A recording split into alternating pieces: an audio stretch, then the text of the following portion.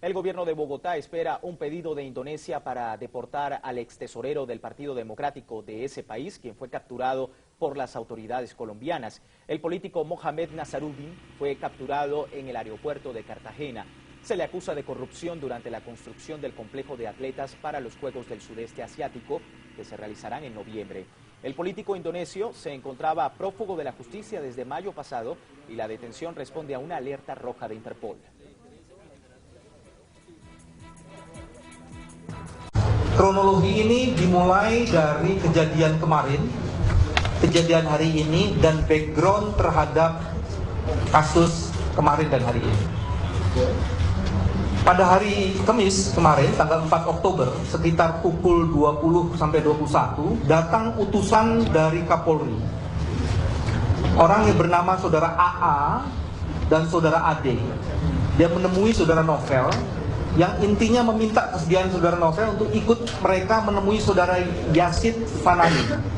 Ini Korseskrimnya Kapolri.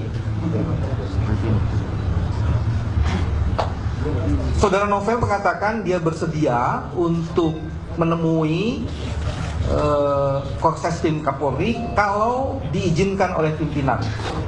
Dan kemarin kolega kami, Pak Busro Mukodas, tidak memberikan izin agar saudara Novel menghadap kepada Pak Yasid Fanani. Apa tujuan pertemuannya? Tujuan pertemuannya adalah dikatakan untuk membantu saudara Novel melakukan konfirmasi atas fitnah teror dan kriminalisasi yang dialami oleh saudara Novel kepada Kapolri sebagai orang tua, katanya begitu, dari saudara Novel. Nah, itu kira-kira informasinya, dan juga berkaitan dengan pembahasan alih status yang dilakukan oleh 28 penyidik yang sekarang menjadi penyidik tetap di KPK. Nah, kenapa sampai ada keinginan untuk bertemu dengan Yasid Fanani?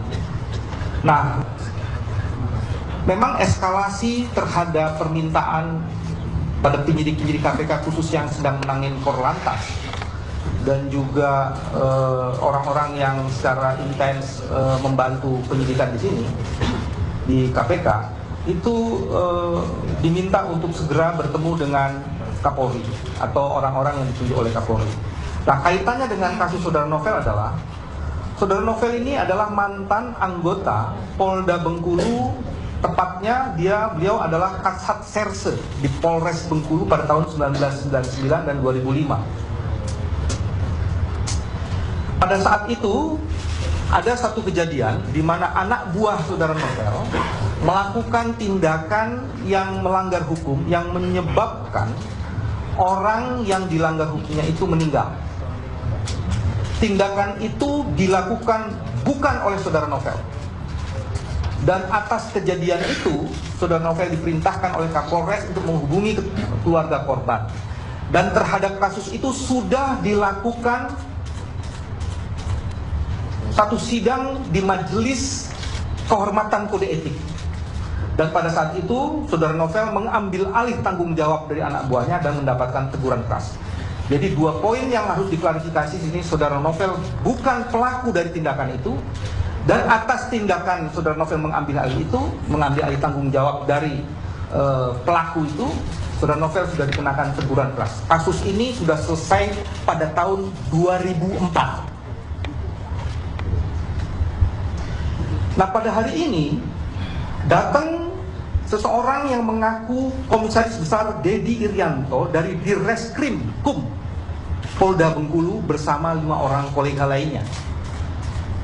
Kedatangan mereka kira-kira menurut klaimnya sekitar jam 6, tapi berhasil ditemui oleh teman-teman dari KPK sekitar jam 8. Dan Pak Dedi Irianto ini datang ke sini membawa surat perintah penangkapan untuk saudara Novel dan surat perintah penggeledahan. Tuduhannya adalah pasal 351 ayat 2 dan ayat 3 yang sesungguhnya memang tidak pernah dilakukan oleh saudara Novel. Nah, karena pimpinan KPK pada saat itu masih di luar daerah, saya sendiri langsung menuju ke kantor sini bersama-sama Pak Bram. Namun rupanya ketika kami di sini, beliau sudah tidak berada di kantor. Pada saat itu diajukan dua opsi. Buat saja berita acara penolakan perintah penangkapan, atau datang saja pada jam kerja yang sewajarnya, yang secara etis harusnya itu dilakukan. Nah, atas surat-surat itu sampai sekarang belum diberikan kepada Saudara Novel atau belum diberikan kepada pimpinan atau kepada KPK. Nah, berkaitan dengan kasus itu, ternyata di bagian lain dari lokasi KPK, setidak-tidaknya di sekitar atau di rumah Saudara Novel di Kelapa Gading itu didatangi oleh anggota Polri yang diduga sebagiannya dari Densus Polda Metro Jaya untuk menanyakan asal-usul rumah Saudara Novel. Sebelumnya memang ada beberapa pihak yang mencoba menerobos masuk rumah Saudara Novel. Dan ini bukan hanya terhadap Saudara Novel, tetapi terhadap beberapa penyidik KPK lainnya. Dan atas hal-hal seperti itu, Saudara Novel dan teman-teman penyidik lainnya sudah memberitahukan kepada pimpinan KPK. Bahkan ada informasi-informasi lainnya bahwa ada orang-orang yang agak dekat dengan Saudara Novel itu juga dilakukan tekanan-tekanan. Jadi ini informasi-informasinya seperti itu, sehingga kemudian pada saat ini KPK tetap melindungi Saudara Novel. Dan pada saat ini KPK juga melindungi semua penyidik-penyidik KPK dan semua elemen-elemen KPK yang bekerja untuk KPK.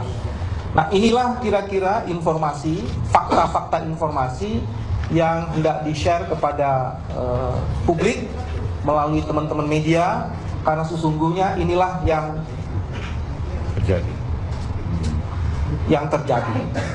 Untuk diketahui, satu informasi lainnya adalah Saudara Novel yang dituduh melakukan penganiayaan sesuai pasal 351 ayat 2 dan 3 sesungguhnya tidak pernah ada di tempat kejadian. Oleh sebab itu dia tidak melakukan tindakan seperti yang dituduhkan. Dan kalau mau disimpulkan, saya membuat kesimpulan saja, inilah bagian dari tindakan kriminalisasi terhadap sebagian anggota KPK. Mohon maaf, ini harus disimpulkan atas fakta-fakta itu. Kami mengharapkan dan menghimbau supaya tindakan-tindakan seperti ini tidak lagi dilakukan. Cukup sudah kejadian di era Orde Baru.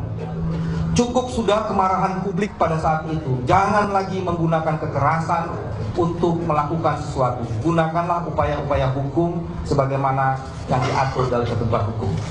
Nah, ini saja yang bisa saya kemukakan.